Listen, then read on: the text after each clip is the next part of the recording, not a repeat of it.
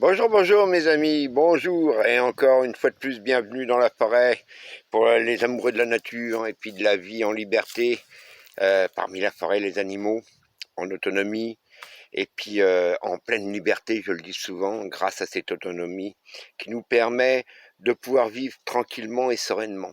Alors aujourd'hui, on fait un petit tuto pour au cas où, si un jour vous vous retrouvez dans la forêt comme moi, à devoir vivre et tout ça.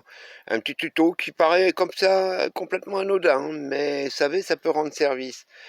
Vous savez qu'on doit allumer du feu, hein, surtout ici en région du Québec, quand l'hiver arrive, on doit réallumer le poêle à bois le matin ou l'allumer le soir, ou peu importe, ou même un feu de camp dehors, on doit avoir à disposition ce que j'appelle le petit bois sec, hein, avoir du petit bois sec.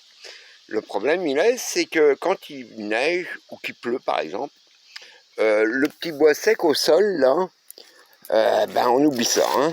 Il devient humide et il ne sert à rien. Alors là, à rien du tout.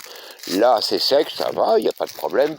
Mais si demain, il devait y avoir de la pluie et tout ça, ce bois ne me servirait pas à grand-chose si je devais allumer un feu. Bon, et quelquefois, quand on a des grosses bûches, sans du petit bois sec, oublie ça. Donc au sol, écoutez, tant que c'est sec, il n'y a pas de problème, vous pouvez le prendre, hein, il y en a plein, vous pouvez le ramasser, mais je vous le dis, s'il y a de la neige ou de la pluie, c'est foutu. Alors donc, comment on fait à ce moment-là pour avoir du bon petit bois sec pour pouvoir allumer son feu? Alors si vous avez la chance, comme nous ici, d'avoir des résineux, hein, des petits sapins et tout ça, ou des pins, peu importe, écoutez, vous avez sur les arbres, vous le voyez ici, là, vous avez des résidus de branches qui sont mortes au fur et à mesure que l'arbre a poussé. Et là, vous voyez, voilà. Alors là, ce bois reste sec parce que la pluie ne s'y accroche pas, hein. Donc la pluie, la neige, il suffit, il s'égoutte. Et croyez-moi, voilà, vous voyez, bien sec.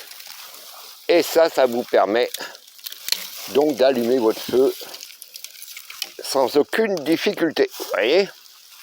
Donc il vous suffit d'aller vous promener un petit peu dans le bois. Et vous voyez, regardez, il y en a toujours un peu partout, surtout dans les cruches, les épinettes, les sapins.